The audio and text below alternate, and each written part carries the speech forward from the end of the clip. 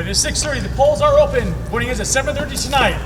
Even before it was light, they were waiting to have their say. Polling stations across the East Coast, the first on the US mainland to open their doors.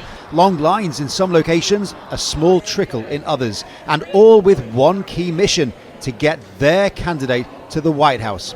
It's very, very simple. It has nothing to do with issues. It has good versus evil. I truly believe that. I truly believe that. And the United States is far behind a lot of countries in terms of electing a woman president, and it's time. It's important for him to get back in office, for me, to secure our borders, to help our economy, to get back to where we were. In Pennsylvania, the battleground state seen as the one to win, hundreds of voters turned out. Donald Trump won it in 2016. Joe Biden wrestled it back just about in 2020. Now Trump and Harris are in a dead heat.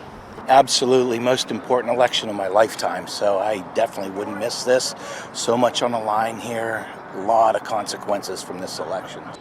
Battleground Georgia, the site of a lawsuit over the 2020 results, saw eager lines, and Arizona, another battleground state that saw its 2020 result in the courts, also seeing big turnout.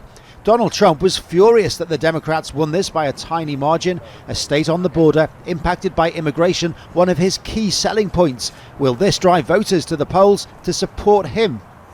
And so, just as we see two starkly different political candidates, we see two starkly different images at polling stations. Some places, long lines. Here in North Carolina, very short lines, if any, because this place broke its early voting record. More than half the state has voted already. No matter where voters live, though, in this country, the one thing that they all have in common is none of them know how this is all going to turn out in the end.